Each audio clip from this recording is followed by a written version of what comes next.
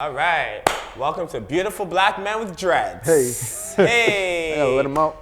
Oh no, they see. No, just let mine. All right, don't OD on me because I'm not, it's yours not a is competition. longer. It's never, right, you're right, you're right. Whew, glad we got that out the way.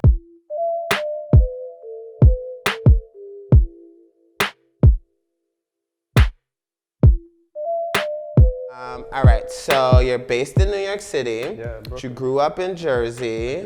Right, I'm just give you a little background about yourself real For quick, sure. let you know. Let me know. But in a very musical family, yeah. How was that growing up? I mean, it was dope. It's like I feel like for a lot of black families, like the two love languages are like music and food. Right. So it's like, you know. I was gonna say that. I'm imagining like sing-alongs at Thanksgiving and Christmas. Is it sure. like that next to the fireplace? It's like, so a lot of my like grandmother's sisters were like into music. They never really like did much with it, but they like kind of worked on the like on the edges of Motown a little bit. So like weirdly like Marvin Gaye used to like come over to my grandmother's house at one point. Don't play with me. Yeah, but it's like I just heard those stories growing up, and like every like holiday was like, okay, we're gonna make all the kids get up and do something. Wow. So I think I just like that was the first thing that I got like a reaction out of people doing, and it kind of like fueled me to like look into it more. Right. So you saying that they was fucking with your Thanksgiving performances? Yeah, I had to get up.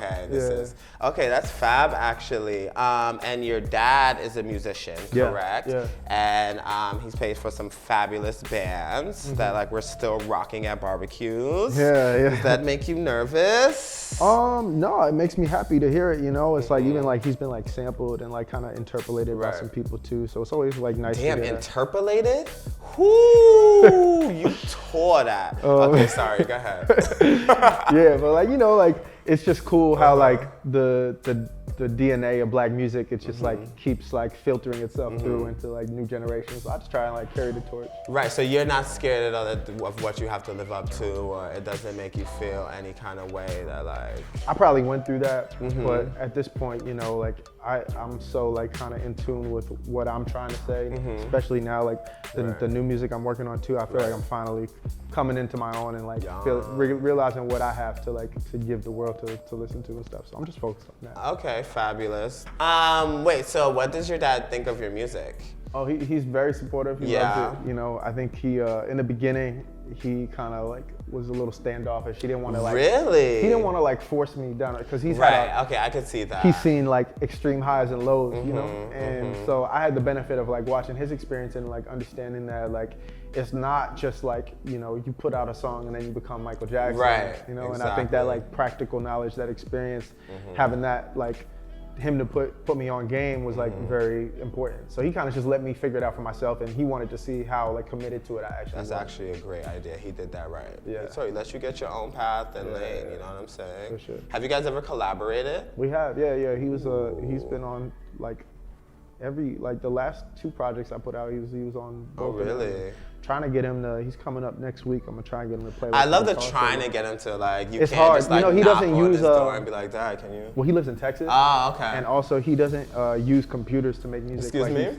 He still uses all the shit from the 90s. Ooh. So like getting him on some shit is not as easy as like let me send an email. Like I have to be in person. I'm screaming. That's actually He uses like actual floppy disks. Whoa, floppy disks. I haven't heard that word in 15 years. Exactly. That's crazy. That's shout out to actually him. pretty cool. Yeah. Speaking of floppy disks and throwback, I heard you were in a boy band in elementary school. Oh man. Yeah, these are things that I know. Because I'm very good at my job. I don't know if I could really like call it like a full-fledged boy band. Because, you know, we were in elementary school. Outfits? Yeah, we didn't have matching outfits. Okay, right. It was more just like I really wanted to like be in a boy band because that was what was popping at the time. Right. You know, like NSYNC, Backstreet Boys, all that shit. So I kind of just like, I used to like write little stupid songs, and then like me and like a bunch of the friends I used to hang out with at recess would like sing them.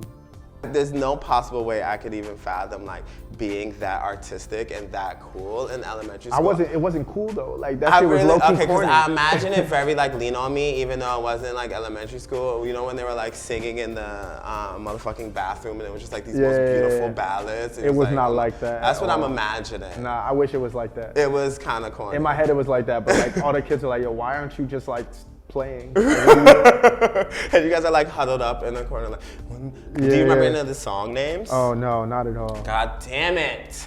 All right, we're gonna have to go through the attic and get some of that. Attic, yeah. Okay, wait. I want to talk about this super group you have, Splash Brothers. Yeah, it's very important to me, and I feel like everybody needs to know. Tell me about how Splash Brothers came about, and what's the tea? I will tell you exactly how it came about. Okay. There was just a random day that I got a text like, yo, come through the studio. I didn't really know who was gonna be there. I walked in and all those people that are in Splash But you Brothers knew who was texting you? Yeah. Okay. I think it was Simba texting me. Okay. And I show up and there's all those people there and they're like, hey, we got this beat and I think we want to make a song to it. Let's just make a song. And we made the song and we really just made the name for the group because we didn't want to have a long ass list of names. Right. So then we put the song out and everybody's like, new super group. And right. Like, that's just kind of the narrative that it took on. But yeah, we've made some more songs since then. Tell us who's in Splash Brothers. It's me, it's Alan Kingdom, it's Kamal, it's Simba, and it's Highly Supreme. What are the new songs coming out, Topaz Jones? They're not done, so you know, if you ask Alan, he say tomorrow. But if you ask me, I say when they're done. Ooh, okay, so don't turn that into ooh. Day after tomorrow. Well, I'm just saying, there's clearly tension in the group. You know what I'm saying? I mean, I felt it. No, I'm playing. All right, thank you so much, Topaz. You're the man. And thank you for seeing beautiful black men with dreads. That's not what it's called. It's actually called extended play, but I'll work on that for the future. 1, 2, 3, 4. I can't keep looking at you. I lay with the weak mattress. Oh, child, there's needles in my glasses. Can't change the beat on my reaction. I know I'm preaching to the pastor. What we have is supernatural. Pleasure.